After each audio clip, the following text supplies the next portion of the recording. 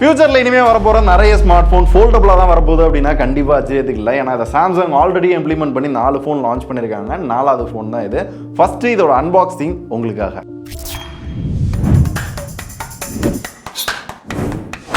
Samsung Galaxy fold 4 first டைமா சாம்சங்ல ஒரு flagship phone launch ஆன உடனே கையில் கிடைக்குது. அதுவும் fold phone. Charging cable, sim ejector, அப்புறம் யூசர் மேனுவலும் வாரண்டி கார்டும். அப்புறம் ஃபோல்டபிள்ஸ்னாலே பெரிய பஞ்சாயத்து வந்து அதுக்கான கேஸ் தான். சாம்சங்கே அதுக்கும் லான்ச் பண்ணியிருக்காங்க standing cover with pen. First time சாம்சங்கோட இந்த பென் வந்து எடுத்து பார்க்குறேன். அதுக்கு முன்னாடி எஸ் பென் யூஸ் பண்ணியிருக்கேன். இந்த பென் வந்து யூஸ் பண்ணதில்லை. இது வந்து ஃபோல்ட் எடிஷன் அப்படின்னு போட்டிருக்காங்க. மேபி ஃபோல்ட் எடிஷனுக்காக மட்டும் லான்ச் பண்ணதான் தெரியல. ஸோ ஸ்டாண்டா வேணும் அப்படின்னா இந்த மாதிரி யூஸ் பண்ணிக்கலாம் போல இந்த கேஸை. அப்படி இல்லாட்டி இதை ரிமூவ் பண்ணிட்டு பெண்ணை இங்கே வந்து சொருகி வச்சுக்கலாம். சாம்சங் கேலக்ஸி Z Fold 4 ப்ராடக்டிவிட்டிக்காகவே சாம்சங்ல இருக்க ஒரு ஃபோன் அப்படின்னா ஃபோல்ட் சீரிஸ் தான். இந்த சீரிஸ்ல என்ன அப்கிரேட் பண்ணிருக்காங்க அப்படின்னு பார்த்தோம்னா டிசைன் லாஸ்ட் ஜெனரேஷனோட நல்லா வந்து ரிஃபைன் பண்ணிருக்காங்க. அண்ட் ஹிஞ்சஸ்மே பாத்தீங்க அப்படின்னா இன்னும் தின்னரா வந்து டிசைன் பண்ணிருக்காங்க. 2 லட்சம் தடவை இந்த போனை வந்து ஃபோல்ட் பண்ணாலும் டியூரபிலிட்டி சூப்பரா இருக்குமா.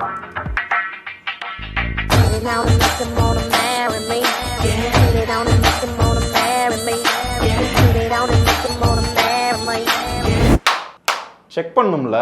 அப்புறம் இதுக்குள்ள யூஸ் பண்ணிருக்க இந்த கிளாஸ்மே பாத்தீங்க அப்படின்னா அல்ட்ரா தின் கிளாஸ் வந்து யூஸ் பண்ணிருக்காங்க. பெசல்ஸ்மே ரொம்ப கம்மியா இருக்கனால அந்த ஆஸ்பெக்ட் ரேஷியோ நல்ல வைடரா இருக்கு. அதனாலேயே ஒரு லார்ஜர் டிஸ்பிளே, ஒரு ஃபுல் வியூ டிஸ்பிளே அப்படின்ற மாதிரி ஒரு ஃபீல் கொடுக்குது. அண்ட் H2H கிட்டத்தட்ட 7.6 இன்ச்ல ஸ்கிரீன் கொடுத்துருக்காங்க. நல்ல ஸ்மூத்தா பிரைட்டான டிஸ்பிளே தான். ஃபோல்ட் 3ல இருக்க மாதிரி அதே ஸ்கிரீன், அதே ரெஃப்ரெஷ் ரேட் தான். அப்புறம் என்ன அப்கிரேட் அப்படின்னு கேட்டீங்க அப்படின்னா பிக்சல் டென்சிட்டியை வந்து இன்க்ரீஸ் பண்ணிருக்காங்களா. சோ இதனால நம்ம ஏதாவது மூவி பாக்குறோம், கேம் விளையாடுறோம் அப்படின்னா அந்த கிளாரிட்டி டிஃபரன்ஸ் நல்லாவே ஃபீல் பண்ண முடியும்ன்றாங்க. நல்லா இருக்கு. இன்னொன்னு எனக்கு என்ன பிடிச்சிருந்துச்சு அப்படின்னா அந்த ஸ்பீக்கரோட பிளேஸ்மெண்ட் பாத்தீங்க அப்படின்னா நல்லா யோசிச்சு பண்ணிருக்காங்க. இந்த மாதிரி கையில வச்சுட்டு நம்ம ஒரு மூவி பாக்குறப்ப, கேம் விளையாடுறப்பெல்லாம் பாத்தீங்க அப்படின்னா கையை வச்சுட்டு இந்த மாதிரி ஸ்பீக்கர் மறையாது. நல்லாவும் இருந்துச்சு, சவுண்டு கிளாரிட்டியாவும் இருந்துச்சு.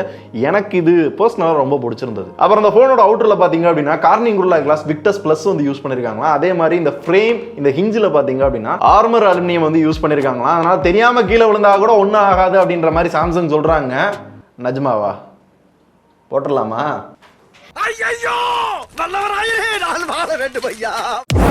இதுதான் world's first water resistant foldable smart phone அப்படின்னு சாம்சங் சொல்றாங்க.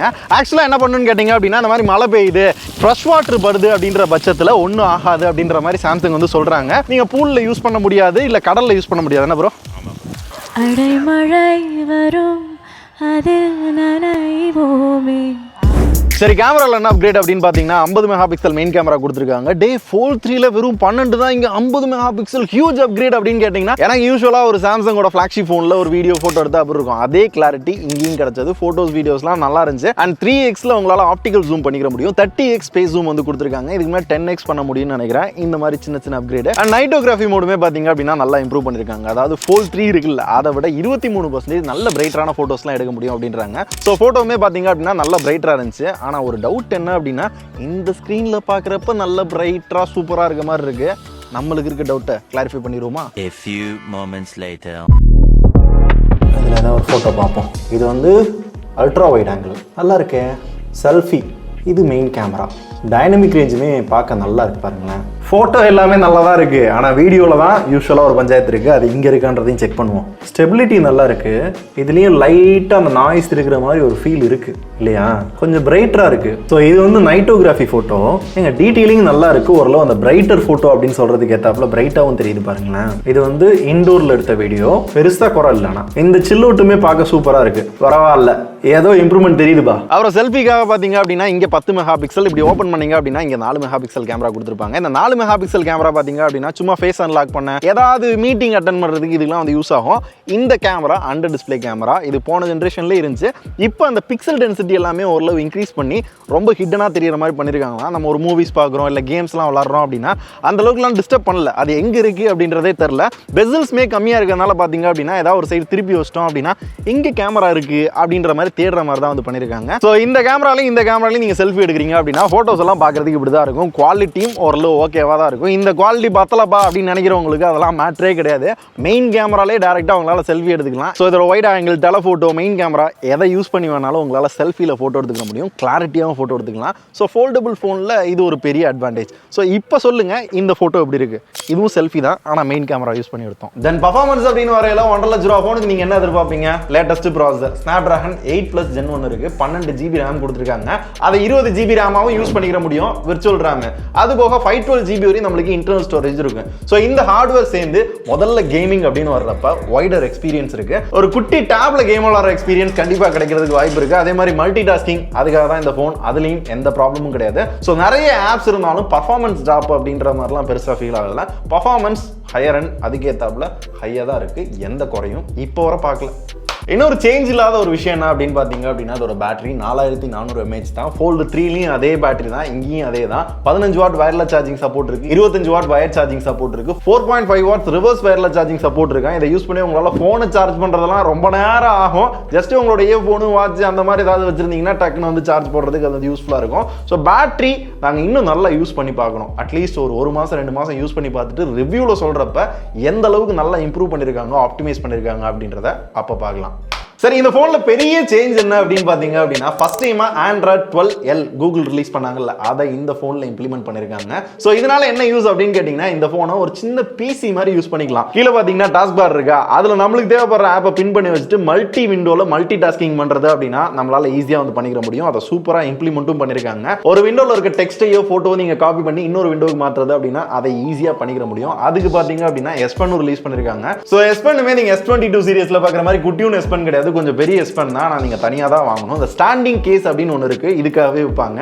அது கூடவே இந்த S Pen வரும். சோ இந்த S Pen இந்த போன்ல யூஸ் பண்றப்போ வைடர் டிஸ்ப்ளே அப்படின்றதுனால யூஸ் பண்றது நல்ல கன்வீனியன்ட்டா இருக்கு. அண்ட் நார்மலா ஒரு பேனல் எழுதுறப்போ ஒரு ஃபீல் கிடைக்கும்ல, அந்த ஃபீல் இருக்கு. அதே மாதிரி ஒரு குட்டி டேப்ல யூஸ் பண்ற அந்த எக்ஸ்பீரியன்ஸும் கிடைக்குது. சோ இந்த போனை வந்து நீங்க ரெண்டு கையிலையும் வச்சு இந்த மாதிரி யூஸ் பண்ணிக்கலாம், இல்ல அப்படி மடக்கி ஒரு கையிலையும் யூஸ் பண்ணலாம். அது உங்களுக்கே தெரியும். ஆனா புதுசா யூஸ் பண்றவங்களுக்கு என்ன தோணும் அப்படின்னா பெரிய போன் நம்ம யூஸ் பண்ண இது ஒரு மாதிரி குட்டியூனா இருக்க மாதிரி இருக்கு அப்படின்னு இருக்கும். ஏன்னா அந்த அகலம் பாத்தீங்கன்னா கம்மி. இப்படி ஓபன் பண்ணீங்க அப்படின்னா பெரிய போனா யூஸ் பண்ணிக்கலாம். அண்ட் இதுக்காக பாத்தீங்க அப்படின்னா ஃப்ளெக்ஸ் மோட் அப்படின்னு ஒன்னு கொடுத்திருக்காங்க. இந்த ஃப்ளெக்ஸ் மோட்ல எக்கச்சக்க ஃபீச்சர்ஸ் இருக்கு. கூகுளோட அண்ட் மெட்டாவோட பார்ட்னர்ஷிப் பண்ணி பாத்தீங்க அப்படின்னா வாட்ஸ்அப், ஃபேஸ்புக், இன்ஸ்டாகிராம் இந்த ஆப்ஸ் எல்லாம் இன்டகிரேட் பண்ணி அந்த யூசர் எக்ஸ்பீரியன்ஸை பாத்தீங்க அப்படின்னா நல்லாவே இம்ப்ரூவ் பண்ணிருக்காங்க. And வெயிட்டுமே 263 gram. Fold 3 இருக்குல்ல, அதை விட வெறும் 8 கிராம் கம்மி. பெருசா வெயிட் வந்து டிஃபரன்ஸ் வந்து பழைய போனுக்கு இதுக்கு உங்களால ஃபீல் பண்ண முடியாது.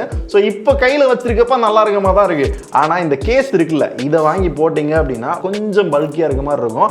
ஆனா இந்த கேஸ் யாருக்கு தேவைப்படும் அப்படின்னா அந்த S Pen வந்து கண்டினியூவா யூஸ் பண்ணணும், அதை வந்து கேரி பண்ணி கொண்டு போகணும் அப்படின்னு நினைப்பாங்கல்ல, அவங்க எல்லாம் கண்டிப்பா இந்த கேஸ் வாங்கணும். இருந்தாலும் 1.5 லட்ச ரூபாய்க்கு போன் வாங்கிட்டு கேஸ் போடாம இந்த மாதிரி போன் எல்லாம் யூஸ் பண்ணுவீங்களான்றத நீங்க சொல்லுங்க. அப்புறம் இந்த போன் சொல்லவில்லை, சாம்சங்ல இப்போ வர நிறைய போன்ல அந்த OS அண்ட் செக்யூரிட்டி அப்டேட் பாத்தீங்க அப்படின்னா பல வருஷம் கொடுத்துட்டு இருக்காங்க.